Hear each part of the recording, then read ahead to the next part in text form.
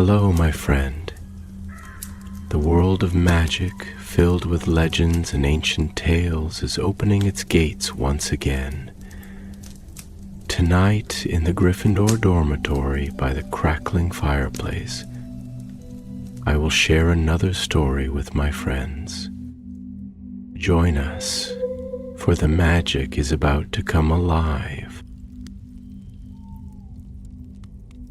The village of Blackthorn Hollow was nestled deep in the folds of the English countryside, where the forests grew thick and wild, and the moonlight pooled like silver in the hidden corners of the world. It was the kind of place that had been forgotten by time, where the air carried the scent of damp earth and ancient trees, where the lanterns flickered softly in the windows of weather-worn cottages, a place that whispered with secrets. Remus Lupin arrived just as the last light of day faded beyond the hills. He was tired, his cloak heavy with the scent of rain, his body worn from a journey that stretched far beyond the roads he had traveled. His boots sank slightly into the damp earth as he stepped through the mist-laden streets, his keen eyes scanning the dimly lit path ahead. He had come here to disappear, to rest, if rest was something a man like him could truly find. The villagers of Blackthorn Hollow did not ask questions of strangers, nor did they offer easy friendship. They were a quiet folk, their eyes old with knowledge. They did not speak aloud. Yet as Remus passed the wooden eaves of the apothecary, the low arches of the blacksmith's forge, and the crumbling stone of the village church, he felt the weight of their gazes from the candle-lit windows. They had seen men like him before, men with shadows in their eyes, men who kept their hands in their pockets and their voices soft. They knew the look of someone running from something, even if they did not know what it was. The moon was rising now, a pale curve in the sky, veiled in drifting clouds. His chest tightened as he glanced toward it, his breath shallow with the quiet dread that had lived in his bones since childhood. The full moon was only 2 nights away. He needed a place to stay, somewhere far from prying eyes. A small inn stood at the edge of the village, its sign swaying on rusted hinges, the words barely visible in the dim light. The Hollow Hearth. The name suited the place. It was humble, hidden, and weary with time. He pushed the door open, stepping inside with a quiet grace, shaking the damp from his cloak as he did. The warmth of the inn wrapped around him like an old woolen blanket. The fire in the hearth crackled softly, its glow dancing along the walls, illuminating the low wooden beams and the faded rugs that had seen years of quiet footsteps. A few villagers sat scattered at the tables, their voices hushed, their eyes flickering toward him with cautious curiosity. Behind the bar stood a woman, her sharp blue eyes studying him before he even spoke. She was tall and lean, her hair pulled back into a loose knot. A knowing expression settled into the corners of her mouth. She was not young, nor was she old. She was the kind of person who had seen much and judged little. "You look like someone in need of a warm bed," she said, wiping her hands on a cloth before setting a cup down on the counter.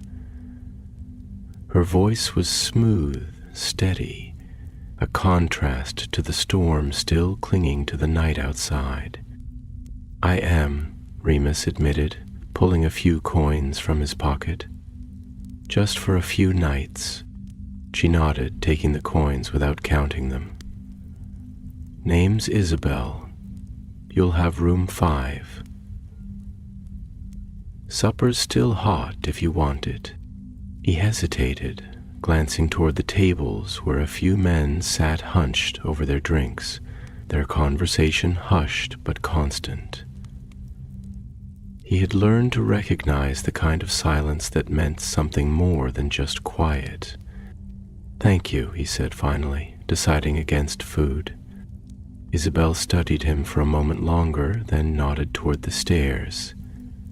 "Up that way. First door on the left."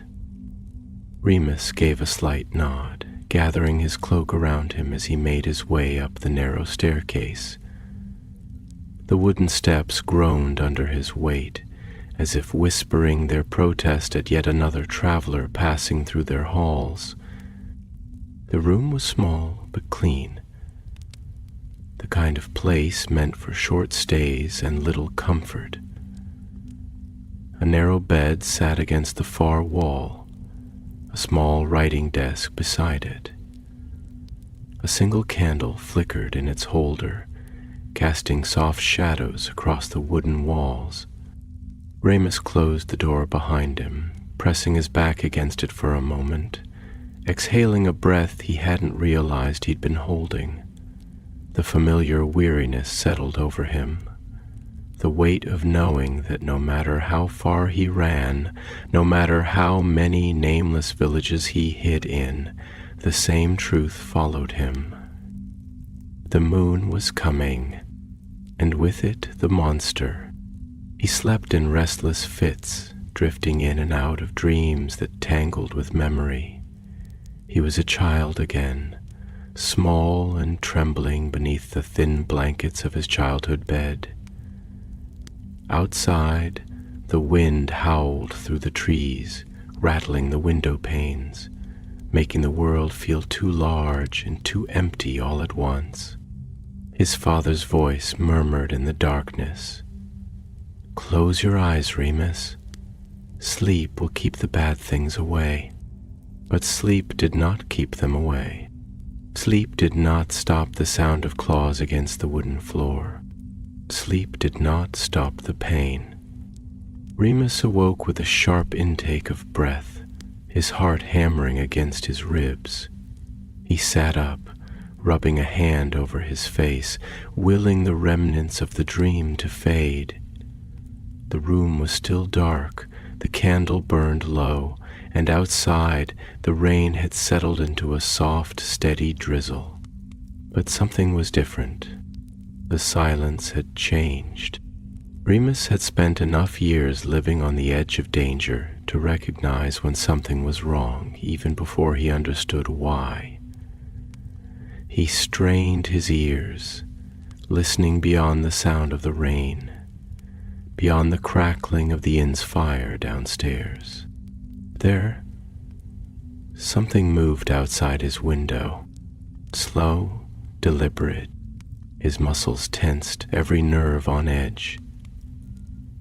Rising carefully, he stepped toward the window, his breath barely more than a whisper in the cold air. The glass was fogged with condensation, and as he reached out to clear it, he hesitated. The shape outside was not human, not quite.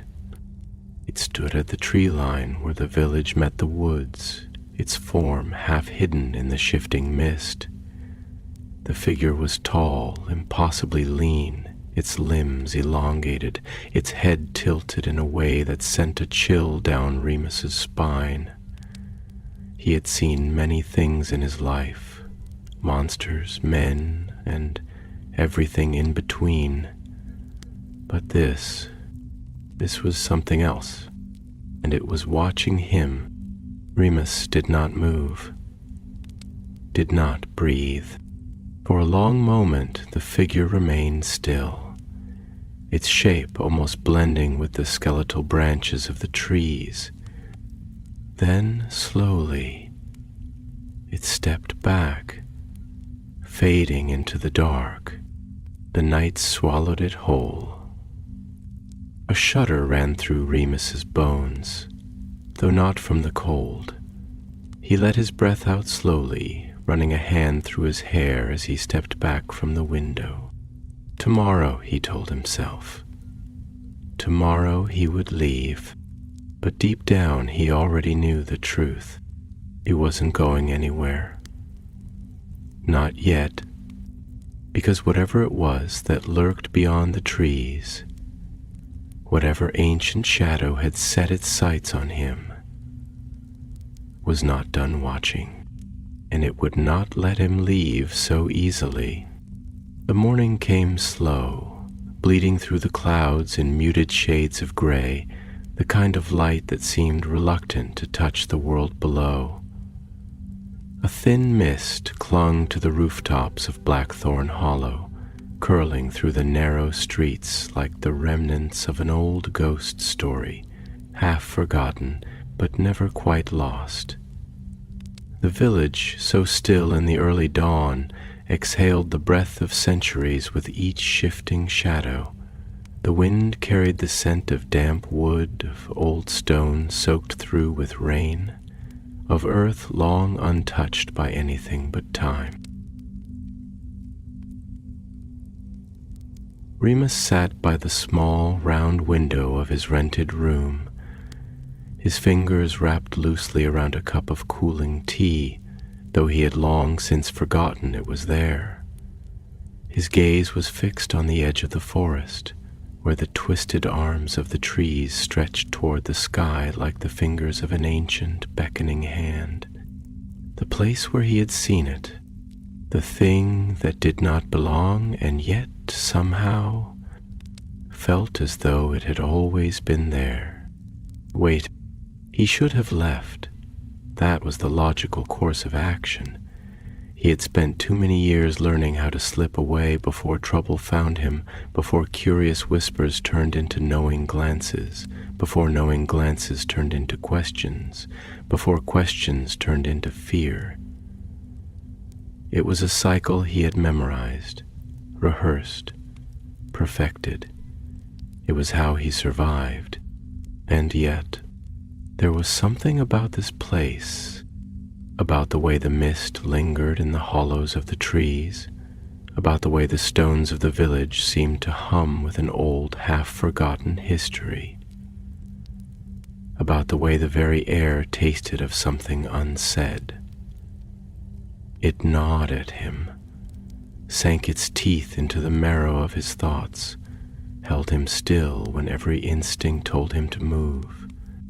A soft knock at the door drew him back from the maze of his mind, and he turned, standing slowly as if waking from a dream. He set the cup down with careful precision, smoothing his fingers over the rim before crossing the small space between the bed and the door. When he opened it, Isabel stood there, her sharp blue eyes sweeping over him with the same quiet intensity as the night before, though there was something different in them now, something unreadable, edged with curiosity, and something deeper, something almost like recognition. "Did you sleep?"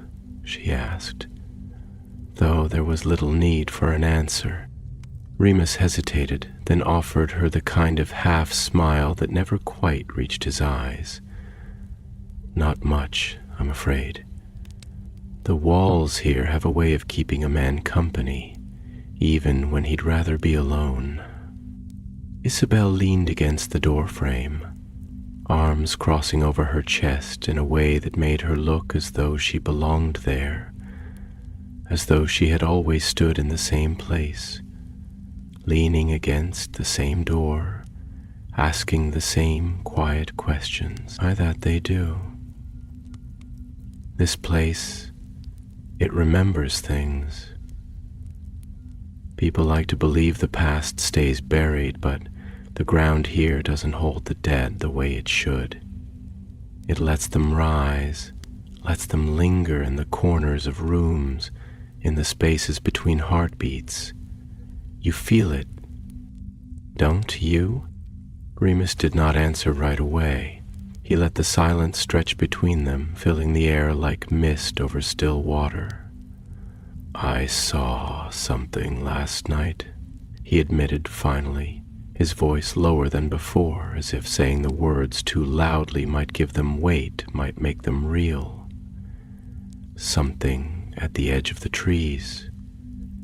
It wasn't a man, and it wasn't a beast. It was something in between. Isabel studied him for a long moment, her expression unreadable. Then slowly she sighed, as though she had been expecting this, as though she had been waiting for it. "You should leave," she said, and there was no urgency in her voice, no warning, just a simple, quiet truth, spoken as though it was the most natural thing in the world. Remus felt the words settle over him like a cold wind, though he did not shiver. "I know," he said, "and yet here I am." "Hey," she murmured, glancing past him into the room where the light pooled soft and gold against the worn wooden floorboards. "Here you are." There was something strange in the way she said it, something layered beneath the words, something he could not quite place. And for a moment, just a moment, he wondered if she knew more than she was saying, if she too had seen things that did not belong. "Blackthorn Hollow is older than it should be," Isabel said after a pause, shifting her weight against the frame. "People come and go, but the bones of the village, they stay the same. The stones in the churchyard, the trees at the edge of the wood, the whispers in the wind, they remember, and they watch." Remus exhaled slowly, running a hand through his hair, feeling the weight of his own exhaustion settle deeper into his bones. "And what exactly are they watching for?" Isabel tilted her head slightly, considering him with a gaze that seemed to see straight through his skin, past the man he had spent so many years pretending to be, past the carefully constructed mask of quiet smiles and measured words, straight into the core of what he was. "You," she said simply, "I think they've been waiting for you." The words sent a ripple of something through him, something deep and unspoken, something he did not have the language to name. He had spent his whole life running from what he was, from the weight of his own nature, from the knowledge that no matter how far he went, he would never truly be a man, not in the way that mattered. And yet, here in this place, in the mist and the silence and the lingering echoes of something forgotten, the idea that something, some force, some presence had been waiting for him was almost unbearable. "And what if I don't want to be found?" he asked, his voice quiet, careful. Isabel smiled then, but it was not a smile of comfort nor of reassurance. It was the kind of smile a person wears when they already know the answer to the question you have not yet asked. "Then you should have never come here." A silence stretched between them, thick and heavy as the morning fog. Then, without another word, Isabel stepped back, her boots scuffing softly against the worn wooden floor. She hesitated, just for a moment, before turning and making her way down the narrow hall, her presence fading into the quiet, leaving only the lingering scent of firewood and the echo of her words in his mind. Remus stood there for a long time, staring at the empty space where she had been, listening to the wind move through the trees, to the distant caw of a raven perched somewhere beyond the reach of his sight. He felt, for the first time in a very long time, that he was not alone, not in the way that mattered. And outside, at the edge of the trees, something watched, something waited, and the moon would rise again soon. The village of Blackthorn Hollow did not wake quickly. It stirred like an old man rising from a deep slumber, reluctant and slow, stretching into the dawn with a quiet sort of weariness, as though it had lived too many lifetimes and carried the weight of too many forgotten things. Smoke curled from the chimneys in thin gray ribbons, winding through the air like silent prayers, their scent mingling with the damp breath of the earth and the lingering traces of last night's rain. Somewhere a rooster crowed, its voice swallowed almost instantly by the vastness of the mist-laden morning, as if even sound itself was hesitant to disturb the hush that wrapped around the village like an old, tattered cloak. Remus sat on the edge of the narrow bed, his hands clasped loosely between his knees, his gaze distant, unfocused, fixed on nothing in particular. Sleep had eluded him, as it often did in the days before the full moon, when his body felt caught between two states of being, neither fully man nor fully beast, restless in the way that only a creature awaiting transformation could be. It was a strange kind of exhaustion, one that settled not only in his bones but in his very soul, a weariness that no amount of rest could touch. The memory of the night before lingered in his mind, refusing to be shaken loose. The thing in the woods, its silent watching presence, the way it had stood there as though waiting for something, as though it had known him. And then there was Isabel, with her knowing eyes and the quiet certainty in her voice when she had told him that the village had been waiting for him, that the past did not stay buried here, that the ground remembered. He had heard things like that before, of course. Old stories told in the quiet corners of pubs, whispered warnings from superstitious villagers in places much like this one, where the land was old and the night carried secrets in its breath. But there was something different about the way she had said it, something unshaken, unflinching, as though it was not a belief, not a superstition, but a simple, undeniable truth. A soft knock at the door pulled him from his thoughts. He inhaled slowly, pressing his fingers into the fabric of his trousers before exhaling and rising to his feet, his movements slow, deliberate, as though pulling himself from the depths of something unseen. When he opened the door, Isabel was there again, standing in the dim glow of the hallway, her arms crossed over her chest, her expression unreadable in the way that only those who have learned to keep their secrets well can manage. "I made tea," she said simply, nodding toward the stairs. "You should eat something." Remus hesitated for a fraction of a second, considering the weight of his own reluctance, before offering a quiet nod and stepping past her. The air in the hallway was cool, touched by the morning's dampness, carrying with it the faint scent of old wood and something herbal. Sage, perhaps, or thyme, something that spoke of protection and ancient rituals, of hands that had known the weight of things unseen.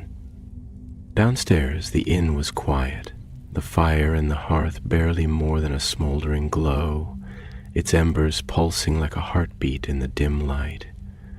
A few wooden tables stood empty, their surfaces worn smooth with time, bearing the faint scars of long-forgotten conversations, of laughter and silence and everything in between. The place felt untouched by the world beyond its walls, as though it existed in some forgotten pocket of time, a space where things lingered longer than they should, where memories clung to the air like dust that refused to be swept away. Isabel moved behind the bar with the ease of someone who had done so countless times before, her hands steady as she poured the tea, the steam rising in delicate spirals, curling in the dim light like something alive. She slid a cup toward him without looking up, her fingers brushing against the worn wood of the counter as she leaned against it, studying him with that same quiet intensity, the weight of unspoken things pressing between them. "You're still here," she said at last, her voice even, but not without meaning. Remus wrapped his hands around the cup, feeling the warmth seep into his fingers, into the spaces where the cold had settled. "I am," he admitted, taking a slow sip, letting the bitter taste of the tea settle on his tongue before swallowing. "For now." Isabel exhaled softly, her gaze flickering toward the window where the mist still clung to the streets like an old, worn veil. "I had a feeling you would be," she murmured, more to herself than to him. "People like you, they don't leave as easily as they think they will. The ones who carry something heavy, something they don't talk about. It's as if the land itself knows, as if it calls to them, holds them here in ways they don't understand." Remus studied her for a moment, his fingers tightening slightly around the cup, though his expression remained composed. "And what exactly do you think I'm carrying, Isabel?"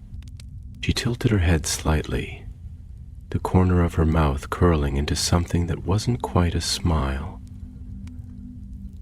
"I don't need to know what it is," she said simply, "only that it's there, and that it's not something you can outrun." For a long moment, neither of them spoke. The fire crackled softly in the hearth, the wood shifting, sending tiny embers flickering upward like dying stars. Outside, the wind moved through the streets, rustling the old wooden shutters, whispering against the stone walls, carrying with it the distant scent of wet leaves and something older, something deeper, something that did not belong to the world of men.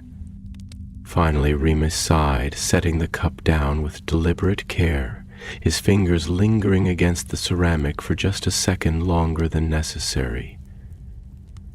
"Tell me," he said, his voice quieter now, almost contemplative, "about the thing in the woods."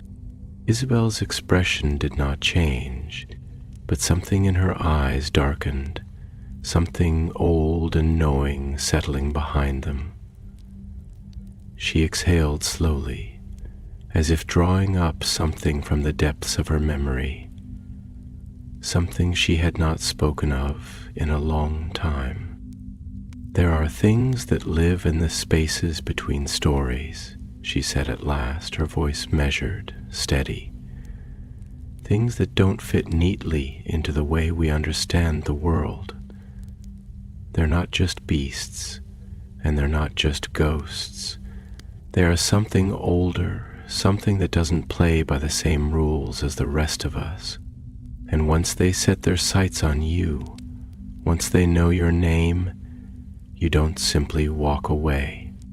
Remus did not move, did not speak, but he felt the weight of her words settle into him, felt the slow, creeping realization that whatever had watched him from the edge of the trees was not just a creature lurking in the dark, not just another shadow to be ignored. It was something that had been waiting, and it was not done waiting yet. Outside, beyond the glass of the window, the mist shifted. Something moved, something watched, and somewhere, deep in the heart of the forest, something stirred. The full moon was coming, and with it the shadows. The day had not yet broken free from the grip of morning, the sky still a dull, endless gray that refused to commit to either rain or sun. The mist had begun to retreat, but not entirely. It clung to the edges of the village, curled in the hollow spaces between stones, nestled in the thatched rooftops like some living thing reluctant to let go. The air was heavy with the scent of damp earth and old wood, the lingering moisture making the world feel slower, heavier, as though time itself had thickened like honey in the cool breath of Blackthorn Hollow. Remus sat by the window of the inn, the tea in his cup long since grown cold, untouched, forgotten. His fingers rested against the worn wood of the windowsill, tracing absent patterns in the dust, though his thoughts were elsewhere, caught in the tangled weave of memory and uncertainty, of logic and instinct, of questions that he knew had no easy answers. The village was still. The people moved through the narrow streets with quiet purpose, their conversations hushed, their steps careful, as though they, too, felt the weight of something unseen pressing against them. Somewhere in the distance, beyond the village's edge, beyond the low stone walls that marked the final boundary between man and wilderness, the trees stood silent and waiting, their bare branches reaching toward the sky like skeletal fingers. The woods had always held secrets. He had known that since childhood, had felt it in the marrow of his bones even before he had the language to describe it.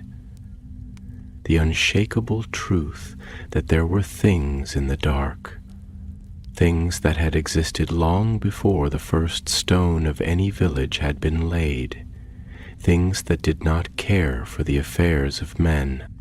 And yet, whatever had stood at the edge of the trees the night before had not felt entirely unfamiliar. There had been something in the way it lingered, in the way it watched, something that made his skin crawl and his breath turn shallow, not in fear, not exactly, but in recognition. "You're thinking too much," Isabel said from behind him, her voice low, matter-of-fact, yet touched with something softer, something that suggested she knew exactly what thoughts weighed on his mind. Remus turned slightly but did not face her completely, his gaze still half lost in the shifting mist beyond the window. "I do that often," he admitted, exhaling slowly. "Some things don't like to be understood, and yet we try, don't we? We tell ourselves that if we can give something a name, if we can put it into words, it will lose its teeth. But names are just a kind of illusion, aren't they? A way of pretending that we have control over things that never truly belong to us." Isabel moved to sit across from him, setting down a fresh cup of tea between them, though she made no effort to drink from her own. She studied him, the way he spoke not just with words but with his hands, with the subtle shifts of his posture, with the quiet weight in his voice. "You're not wrong," she said after a pause, her fingers tapping lightly against the rim of her cup. "There are things in this world that refuse to be bound by names. Stories that slip through the cracks of history, leaving only fragments behind. The kind of things people only whisper about when the fire burns low, when the night presses too close against the window pane." She leaned forward slightly, her gaze sharpening in that way it often did, as though she were peeling back the layers of conversation, searching for the marrow beneath the words. "But you're not just talking about stories, are you? You saw something last night, and whatever it was, it's not just fear that's keeping you here. It's curiosity, recognition." Remus finally looked at her then, fully, the lines of his face etched with something deeper than fatigue, something more difficult to define. "I don't know," he admitted, his voice barely more than a murmur. "And yet, I do. It's as though something is reaching for me, but not to harm me. At least not in the way one might expect. It feels deliberate, as if it knows what I am, as if it has always known. Isabel studied him for a long moment, her fingers tightening slightly around her cup, though she said nothing at first. There was something in her expression, an understanding perhaps, or the shadow of something she had long since stopped trying to name. Things that wait in the dark, she said at last, don't always do so with malice. Sometimes, she hesitated, choosing her words carefully. Sometimes they wait because they know we have already started the journey toward them, and there is no turning back once the path has been set. A silence settled between them, thick and heavy, stretching into the quiet of the room, into the spaces where unspoken things lingered like ghosts. The fire crackled in the hearth, the scent of burning wood threading through the air, filling the room with the quiet comfort of something old, something steady, something that had withstood the passage of time. Remus exhaled slowly, running a hand through his hair, feeling the weight of his own exhaustion settle deeper into his bones. "You think I should leave?" he said finally, though there was no question in his voice, no expectation of denial.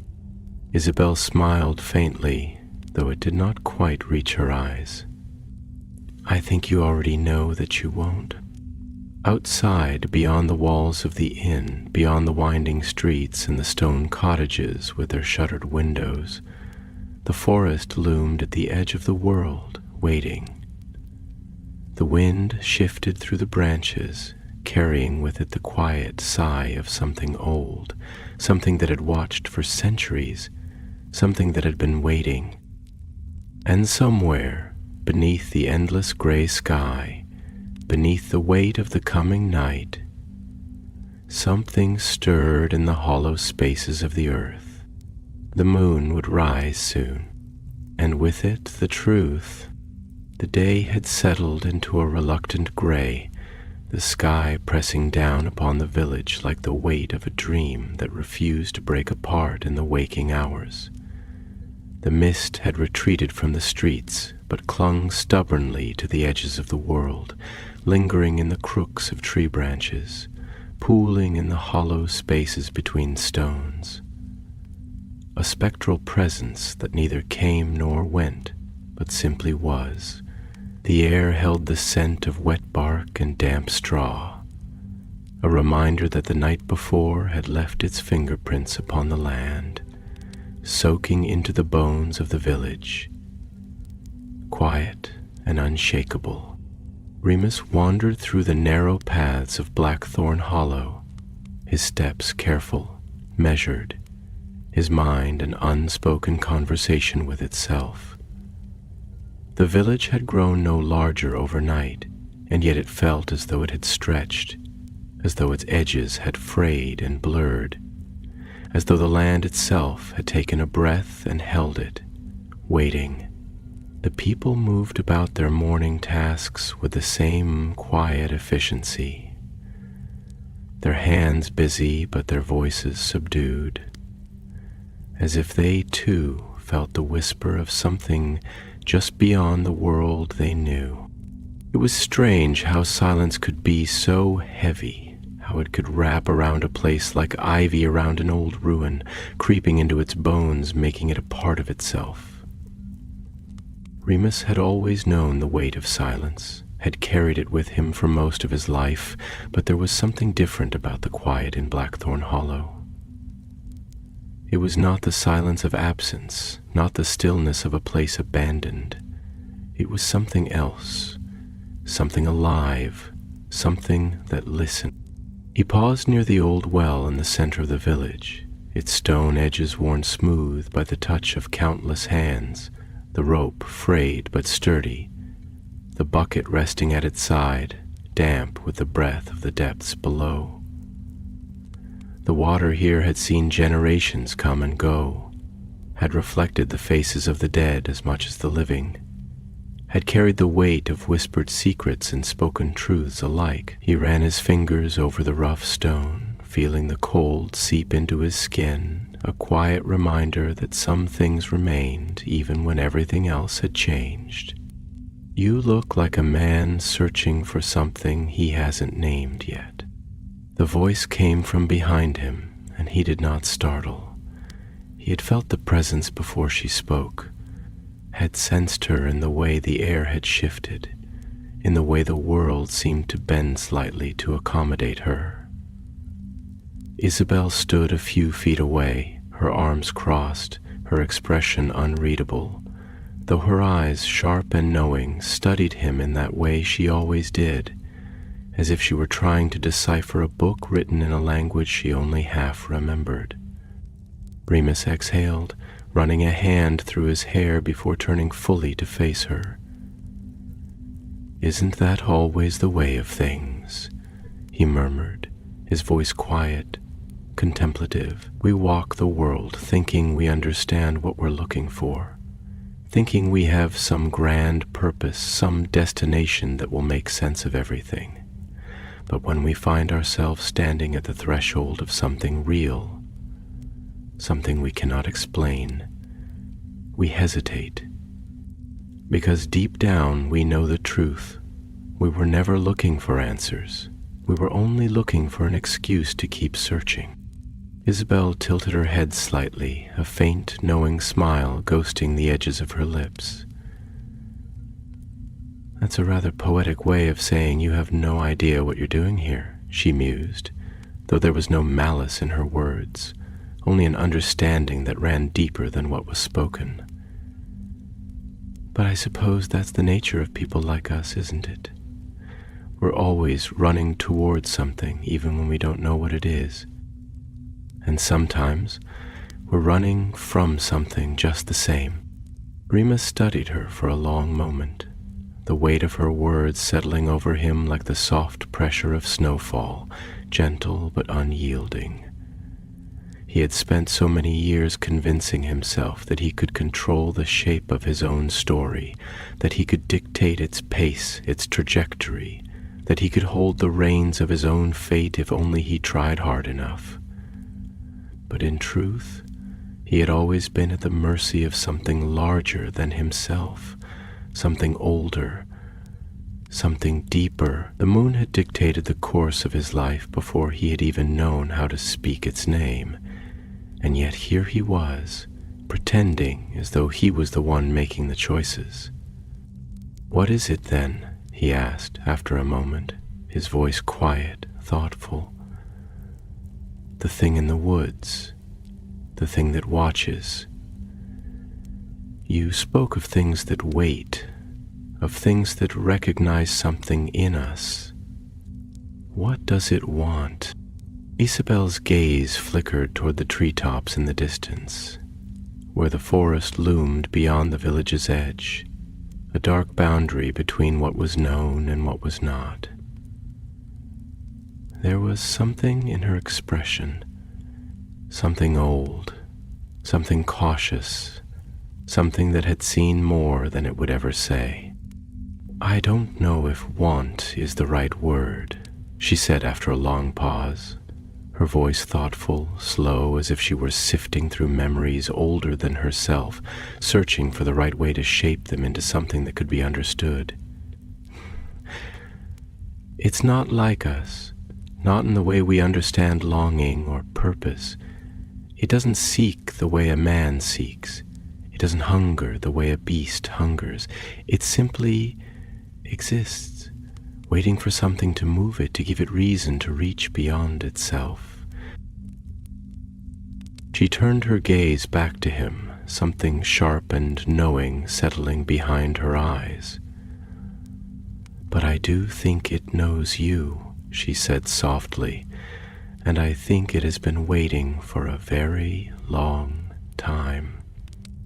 A shiver ghosted down Remus's spine, though not from cold, not from fear, something deeper, something he could not quite name. He had spent so much of his life believing himself alone in his affliction and his curse, had learned to carry it in silence, to let it become a thing that lived only within him, a shadow that no one else could truly understand. And yet here was something, a presence, an entity, a thing that knew. "What does that mean?" he asked, his voice barely above a whisper, as though speaking the words too loudly might summon something from the depths of the mist. Isabel shook her head slightly, a breath of something like regret passing through her expression. "That's not for me to say," she murmured, "but I think you'll have your answer soon enough." A silence stretched between them, heavy and thick, woven from things neither of them could name, from truths unspoken and questions half-formed. The wind shifted, carrying with it the scent of damp earth and something older, something that did not belong to the world of men. And somewhere beyond the trees, in the places where the mist never quite lifted, something moved. Something watched, and the full moon was drawing closer. The evening came creeping in slowly, stretching its fingers across the sky, smearing the remnants of daylight into something thin and ghostly, something that bled away into the coming dark. The air had grown cooler, the weight of the approaching night pressing against the village like the heavy pages of an old book closing upon itself, trapping its secrets between ink and silence. The mist had thickened again, curling through the narrow streets, lingering in the places where light barely reached, where old stones whispered against the soles of passing boots, where the world seemed to shrink inward, drawing its breath in shallow, waiting gasps. Remus walked the length of the village's main road, his steps unhurried, though there was a tension coiled beneath his skin, a quiet, restless thing that stirred in his muscles, in his ribs, in the marrow of his bones. He could feel it there, the pulse of something unseen pressing against him, threading through the air like a current beneath still water. It was not fear, not exactly, but something adjacent to it, an awareness, an understanding that he was standing on the edge of something vast and formless, something that had been waiting for him far longer than he had been aware of it.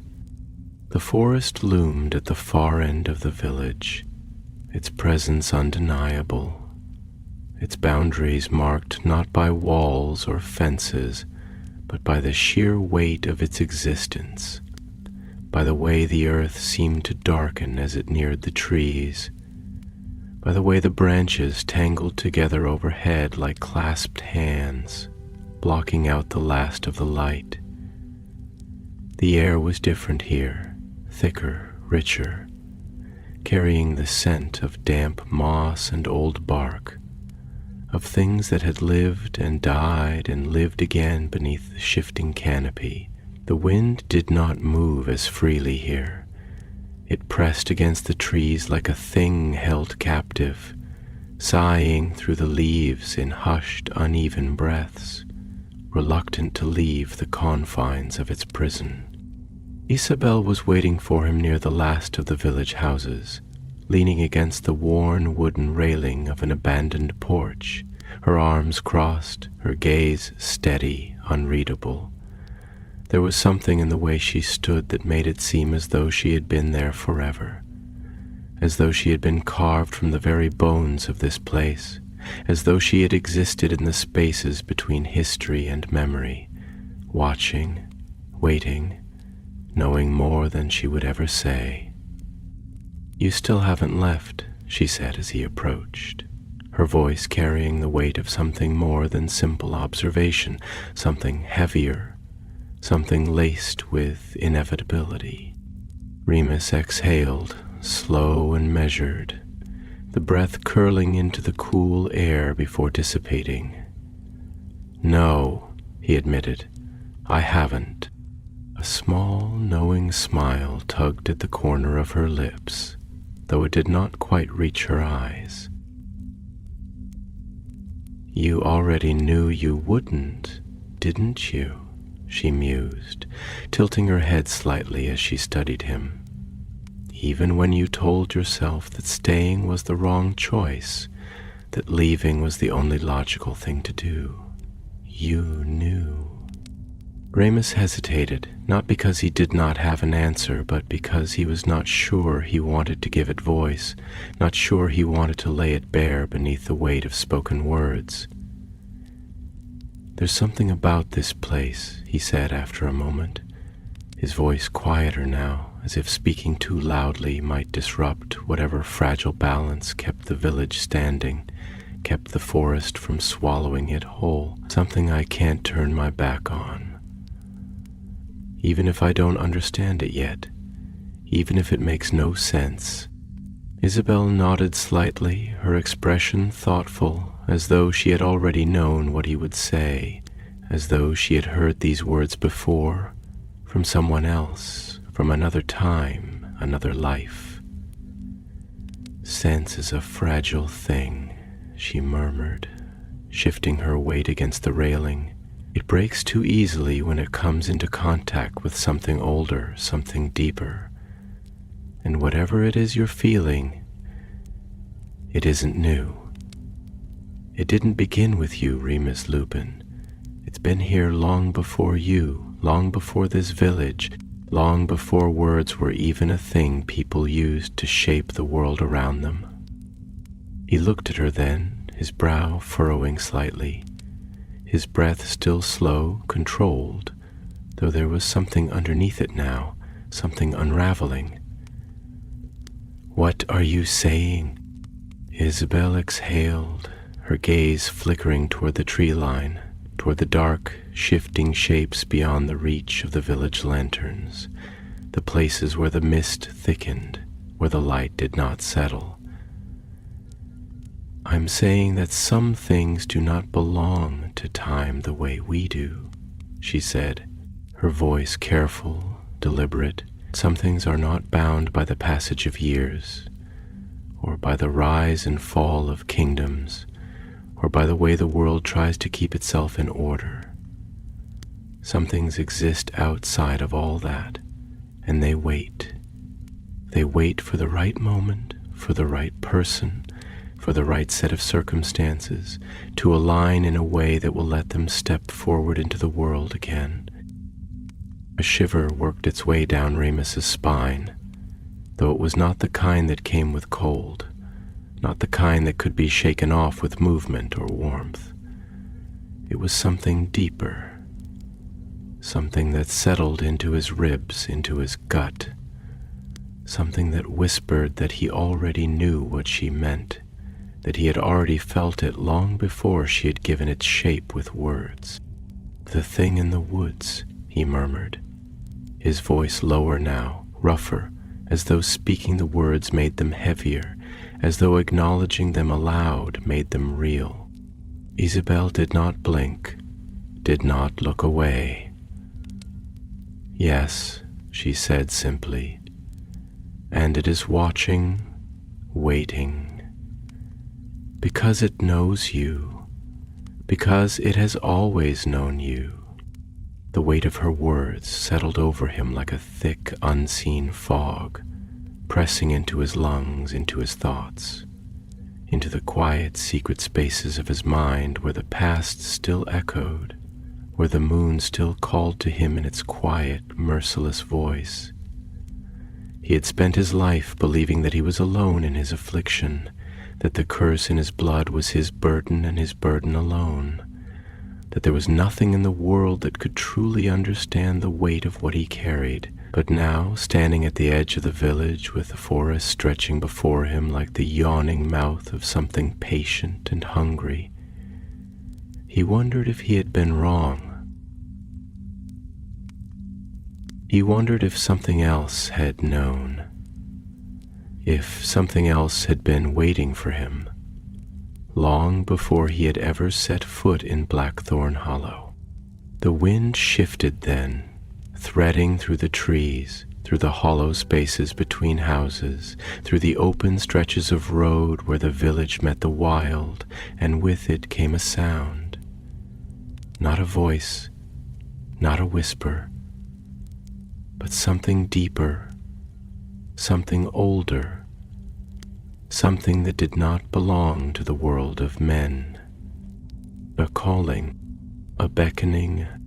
The full moon would rise tomorrow, and whatever waited in the dark would no longer be content to watch. The dusk did not descend upon Blackthorn Hollow in the way that it should have, in the way the rest of the world was accustomed to. Gradual, predictable, gentle in its approach.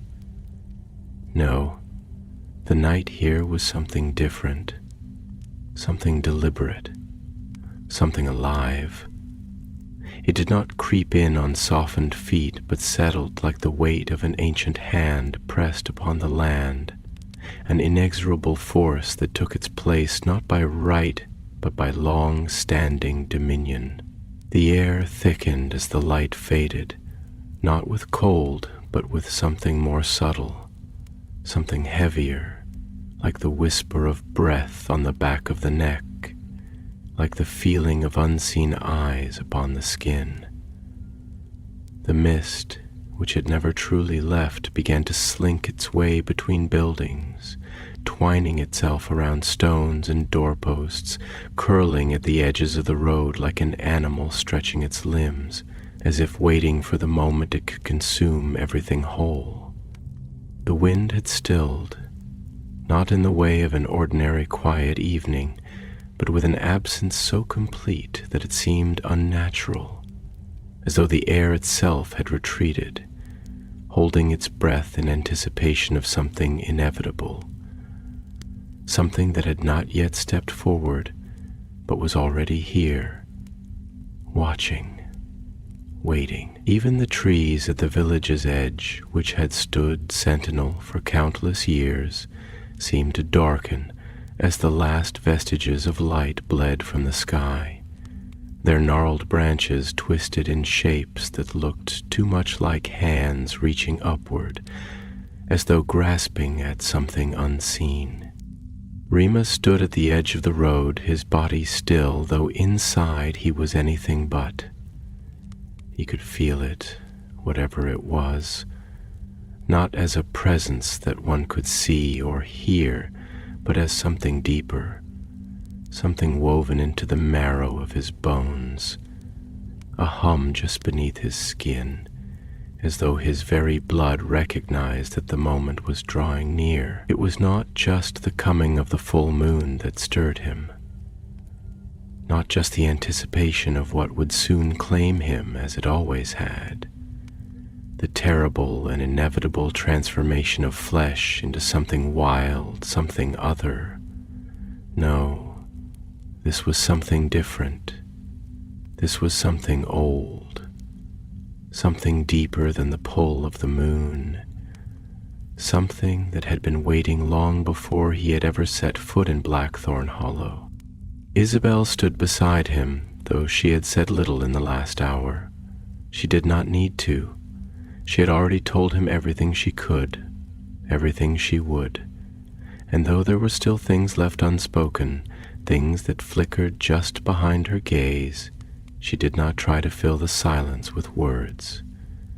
Instead, she simply watched the horizon, the trees, the shifting mist, as if she too could sense that the air was bending around them, reshaping itself, waiting for something to arrive.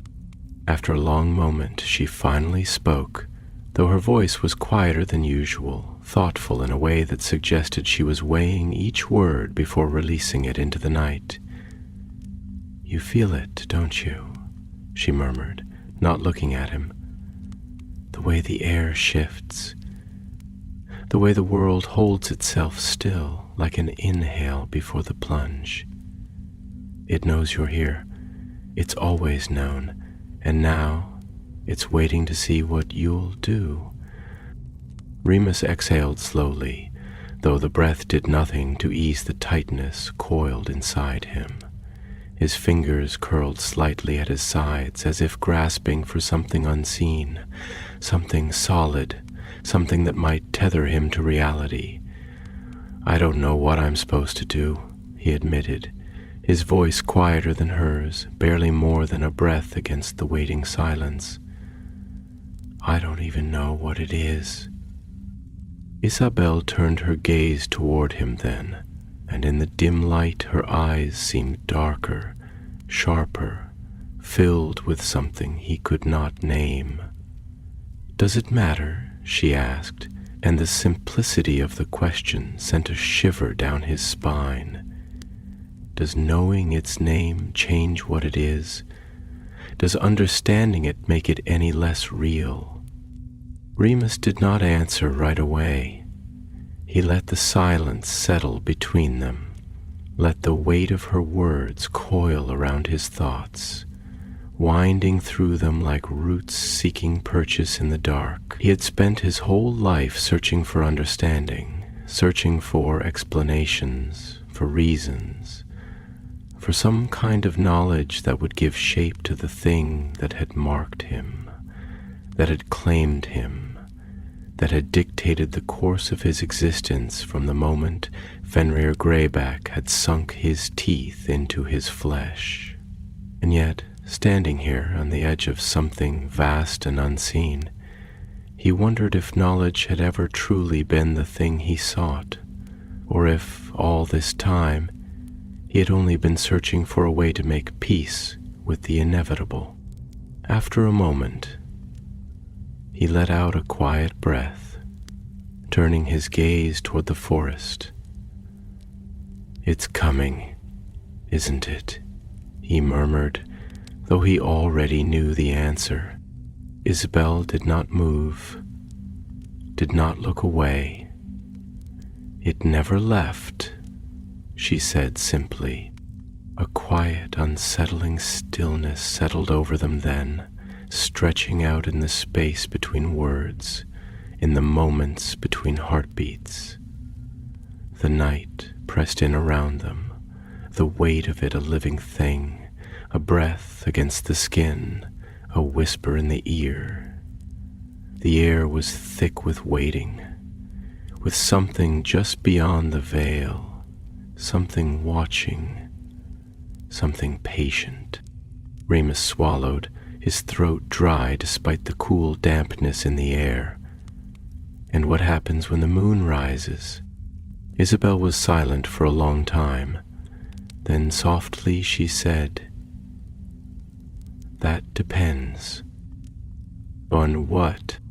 She looked at him then, really looked at him, her gaze piercing, steady, filled with something deeper than understanding, something like recognition. "On whether you let it in," she whispered. A chill ghosted down his spine, and for the first time since stepping foot in Blackthorn Hollow he felt it. The choice.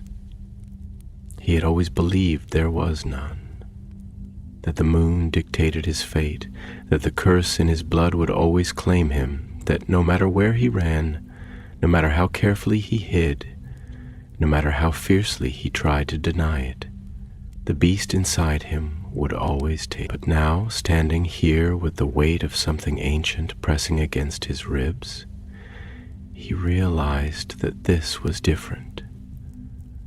This was not just the moon. This was something else, something older, something that had been waiting, and now, as the last sliver of light vanished beyond the horizon, as the mist thickened, as the silence stretched so thin that it felt as though the entire world was on the precipice of something vast and inescapable, Remus Lupin knew, with absolute certainty, that the moment had arrived. He had to decide. The moon would rise soon. And this time, it would not be alone.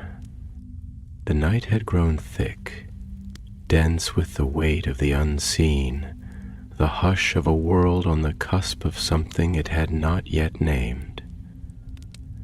The mist had deepened, curling through the village like the slow breath of some ancient beast, weaving between the rooftops, seeping into the crevices of old stones, clinging to the wooden beams of the cottages like a thing reluctant to let go. The sky, veiled in a low stretch of shifting clouds, trembled with the coming of the moon. The light behind the haze a cold and distant thing, a pale lantern smothered in the gauze of approaching inevitability.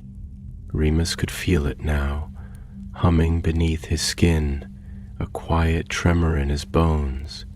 Not yet the violent pull of transformation, not yet the familiar agony of his body breaking apart to make room for the beast, but something else, something subtler, something that pressed against the edges of his awareness with a patient insistence, like fingers tracing the contours of an unopened door. The air was charged, thick with waiting, with the breath of something unseen pressing against his ribs.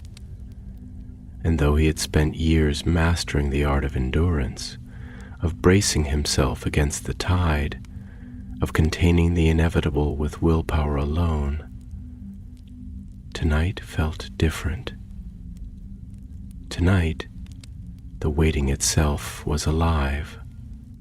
He stood at the threshold of the village, his boots sinking slightly into the dampened earth, his breath steady but shallow, his mind a quiet war between instinct and reason, between fear and curiosity, between the part of him that had spent his life running and the part of him that had always known that there was nowhere left to run. Beside him, Isabel remained still, watching the forest with an unreadable expression, her arms wrapped loosely around herself, her fingers tracing absent patterns against the fabric of her sleeve, as though grounding herself, as though tethering her body to the present moment while her mind drifted elsewhere, to some place older than the village, older than the trees, older than the stories whispered behind closed doors when the night pressed too close to the window panes. "You feel it," she murmured after a long silence, not a question, not an observation, but something in between, something that acknowledged what had already been understood between them, something that did not require confirmation to be true. Remus inhaled slowly, feeling the air slip through his lungs, the weight of it settling deep in his chest, a quiet affirmation of his presence, of his existence, of the fact that he was still, for now, a man standing on the precipice of the inevitable. "I do," he admitted, his voice quieter than the wind, barely more than a whisper, yet heavy with the weight of understanding, of knowing that whatever it was that had been waiting for him in the dark was no longer distant, no longer just a presence at the edges of his awareness. It was here.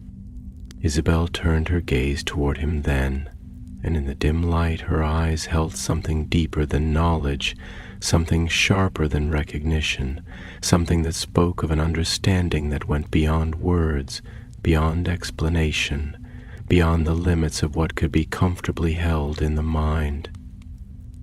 "Then you know what's coming," she said, and there was something in her voice, something that was not warning, not reassurance, but a simple truth, spoken like a thing that had already been decided. Remus closed his eyes for a moment, letting the quiet settle over him, letting the night breathe around him, letting himself exist within it without resistance, without the need to name or define or explain. "I don't think it's about knowing," he murmured after a moment, his voice distant, reflective. shaped by the weight of something deeper than understanding. It's about accepting, about stepping into the thing that's been waiting for me instead of running from it. I've spent so much of my life believing that I had no choice, that the moon dictated everything, that I was nothing more than the shape it carved me into. But now, I think I was wrong. I think there's something more, something older, something that doesn't just take from me, but knows me. Isabel's expression did not change, but there was something in her posture that softened slightly, something in the way she shifted her weight that suggested understanding, not just of his words, but of the space between them, of the things that had not been spoken yet still filled the air between them like an unbroken thread. "It's always been more than just the moon," she said quietly, her voice carrying the certainty of someone who had known this truth long before it had found its way into words. "The stories, the real ones, the ones that never made their way into books, the ones that were passed down in whispers, in warnings, in the language of those who knew better than to speak too loudly. They've always told of something else, something that lingers in the spaces between, something that chooses just as much as it calls." Remus swallowed, the taste of the night thick on his tongue, something earthy, something cold, something that did not belong entirely to the world of men. "And you think it's chosen me?" Isabel exhaled softly. Not a sigh, not weariness, but something quieter, something that acknowledged what they both already knew. "I think it's been waiting for you longer than you've been waiting for yourself." A silence stretched between them, not empty, not void, but full, filled with the hum of something just beyond reach, something that pulsed in the dark, something that had begun to stir, to awaken, to step closer to the threshold that had long remained unbroken. And then, without warning, the wind moved. It was not the gentle stirring of a breeze, not the ordinary shifting of air through branches, but something deeper, something that carried weight, something that pressed against the skin like a touch, like a breath, like a whisper that did not need words to be heard. It slid through the trees, threading through the mist like fingers tracing the outline of something unseen, and for the first time, Remus felt it, truly felt it, not just the presence, not just the waiting, but the call. He shuddered, though not from cold, not from fear, but from the sheer force of knowing, of understanding without explanation. He looked toward the forest, toward the place where the mist thickened, where the trees twisted, where the dark seemed to hold something deeper than shadow, and in the depths of his mind, beneath the logic, beneath the reason, beneath the parts of him that still clung to what was human, he heard it, not a voice, not words, but something that spoke, something that had been waiting. And now, as the first sliver of the moon began to break through the clouds, casting its pale glow across the land, Remus knew, with a certainty that settled into his bones like a second skin, that he could no longer deny what was coming. The door had been waiting. And now it was open. The moon emerged from behind its veil of clouds, slow and deliberate, as though it knew it had been awaited, as though it understood the gravity of its own arrival. The light was spectral, pale and unwavering, spilling over the rooftops of Blackthorn Hollow like milk poured over dark stone. seeping into the cracks of the earth, stretching long fingers into the mist that still curled and coiled through the narrow streets. Everything it touched seemed changed, painted in silver, caught in the stillness of something ancient, something that had waited for this moment not for years, not for centuries, but for ages, beyond the reach of human memory. Remus felt it in the marrow of his bones before he saw it, a slow, inexorable pull, not the sharp, tearing grip of the transformation he had known all his life, not the agonizing descent into something monstrous, but something deeper, something quieter. It was as if something beneath his skin had awakened, not in pain, but in recognition. His breath was unsteady, but not from fear. His hands trembled, but not from pain. It was a voice, not a sound, not words, but something woven into the very fabric of the night, something that had always been there, waiting for him to hear it. He had spent his life believing the full moon was a cage, that its light was a cruel and unrelenting captor, that his body was nothing more than a vessel for the thing that would rip its way out of him, that he was nothing more than an unwilling passenger on a journey of blood and violence.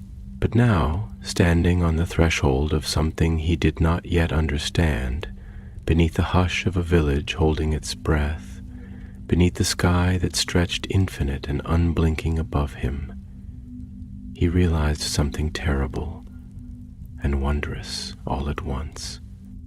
The moon was not a prison, it was a door. He inhaled, and the night inhaled with him, exhaled, and the night exhaled with him. The forest, which had stood at the village's edge like a sentinel, dark and unmoving, began to shift. Not with the rustling of leaves, not with the ordinary stirring of wind through branches, but with something deeper, something that ran beneath the skin of the world like a second pulse, like the heartbeat of something long buried that had just now, in this moment, remembered itself. The trees were no longer merely trees. They were watchers, they were witnesses. The mist that wove itself between their roots was no longer mist. It was breath, it was voice, it was the language of something older than words. And then, at last, it stepped forward. It did not move like a beast, though it had the shape of one.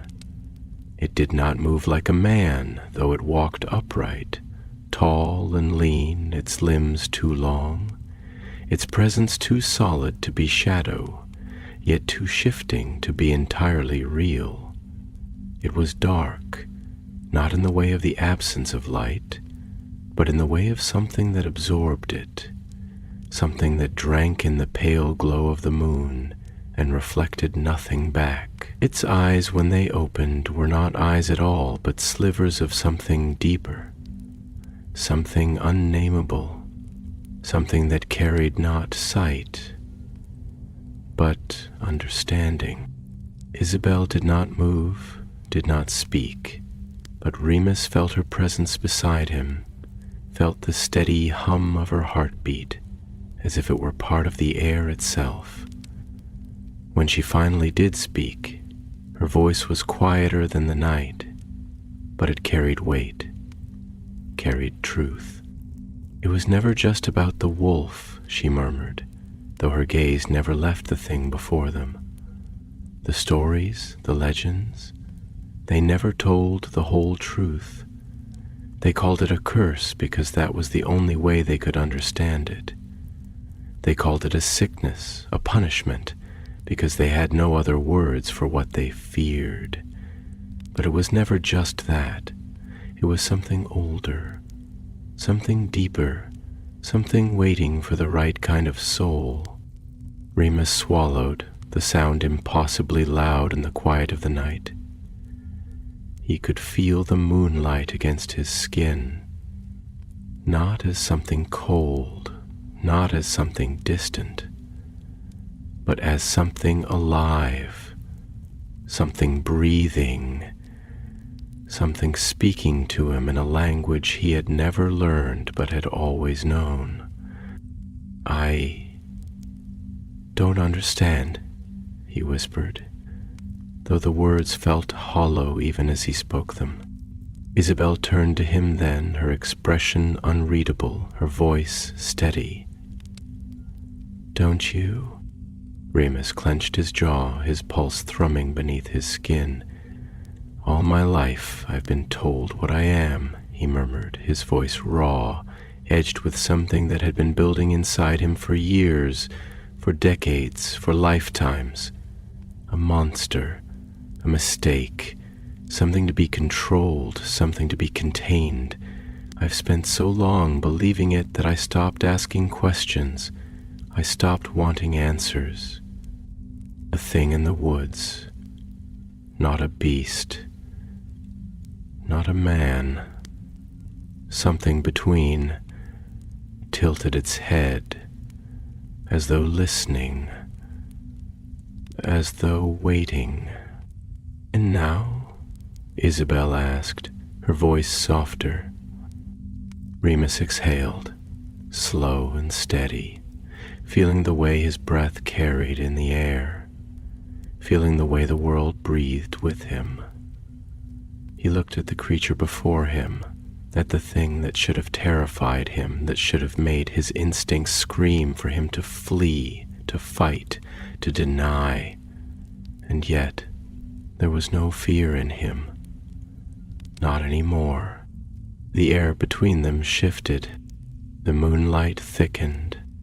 And for the first time in his life, Remus Lupin stepped forward, not as a man succumbing to a curse, not as a prisoner to the inevitability of his own body, but as something else, something chosen, something called. The thing in the woods did not move, but it did not need to. It had never needed to, because it had always been waiting. And now, at last, the waiting was over. The door had been opened. The mist swirled around them, shifting, breaking, reforming, and the forest seemed to sigh, to exhale, to welcome something home. The night did not end. It simply continued. And beneath the silver light of the full moon, for the first time, Remus Lupin did not run. He understood.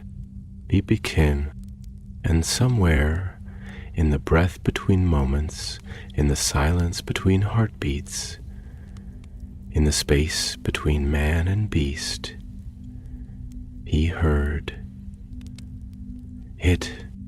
A voice, not a voice, a whisper of something old, something knowing, something that had always been there, waiting for him to listen. Welcome back. And then the night swallowed him whole.